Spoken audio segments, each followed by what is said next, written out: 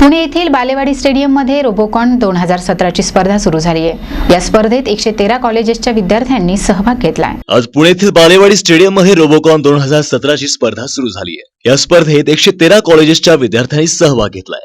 सन 2002 मध्ये पहिल्या वर्षी फक्त 3 कॉलेजमधले विद्यार्थी या स्पर्धेमध्ये सहभागी झाले होते।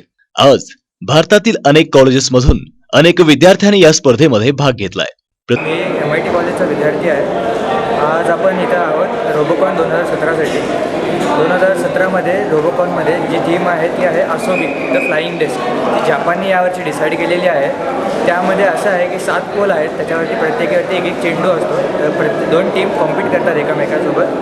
तर त्या प्रत्येकी टीमला एक डिस्क ड्रॉईंग मेकॅनिझम असतं। तर त्या मेकॅनिझमनी त्यांना ती डिस्क लावायची असते, चेंडू पाडायचा असतो पोलवरून आणि डिस्क लँड करायची असते। त्या हिशोबाने त्यांना पॉईंट भेटतात। तर यावर्षी आपल्याकडे पार्टिसिपेंट झालेले आहेत 113 टीम।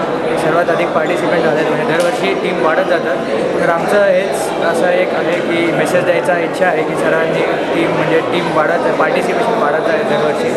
त्याच्याने काय होतं, आपल्या महाराष्ट्र पूर्ण जगातून व भारतातून टीम सगळं येतात आणि जो जिंकेल भारतातून त्याची नंबर 1 ची टीम असेल ती इंटरनॅशनलला जाते आणि ती यावर्षी जपानमध्ये होणार आहे। मी कमेन्स कॉलेजचे विद्यार्थिनी आहोत आणि दरवर्षी रोबोकॉन नावाचा रोबोटिक्स इव्हेंट होत असतो बालेवाडीला आणि तो एशियन लेवल कॉम्पिटिशन आहे आणि आता नॅशनल लेवल चालू आहे। तर आज फर्स्ट डे आहे या रोबोकॉन इव्हेंटचा। तर आम्ही सगळेजणांनी मिळून 36 लोकांनी मिळून एक रोबोट बनवला आहे जो फ्रिस्बी थ्रो करणार आहे। तर तो आमचा 6 महिन्यांपासूनचा प्रोजेक्ट आहे आणि आज तो दिवस आलेला आहे आणि आमचा रोबोट आहे हा इनोव्हेटिव्ह आयडियाजने इम्प्लिमेंट केलेला आहे। थ्रोईंग मेकॅनिझम, नंतर फीडिंग मेकॅनिझम, अँगल, अशा सगळ्या नवीन काहीतरी गोष्टी आहेत जे बाकी कॉलेजने नाही केलेल्या आहेत। This college of engineering for women या कॉलेजची आमची टीम आहे। मी त्या मुलींचा टेक्निकल इन्स्ट्रक्टर आहे। आमच्या बॅचमध्ये 36 मुली आहेत।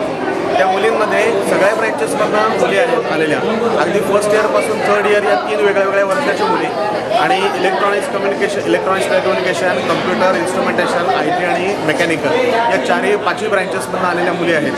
त्या मुलींनी अथक प्रयत्न केलेले आहेत। मेकॅनिकल डिझाईनसुद्धा स्वतः बनवलेलं आहे आणि त्या खूप कष्ट करून त्यांनी हा सक्सेसफुल केलेला आहे रोबोट। याच्यावरती त्या रोज रात्री प्रॅक्टिस करतात आणि कॉलेजचं जे काही रेग्युलर शेड्यूल असतो ते सगळं सांभाळून ह्या मुली करत असतात। त्यामुळं मला असं वाटतं की त्यांचा हा रोबोट चांगल्या पद्धतीनं परफॉर्मन्स दाखवेल। इससे बात कर रहा हूँ, जैसे कि मैंने दर्शकों को यहाँ पे आज जो उत्साह है उसके बारे में देखा, तो दर्शकों के चेहरे पे एक अजीब सी उत्साह है। वो देखना चाहते हैं कि इस बार रोबोकॉन में क्या नया आने वाला है। मैं एज अ कमेंटेटर मैं यहाँ पे देख रहा हूँ कि हर रोबोट में कुछ नया है, कुछ नया पाने की चाह है।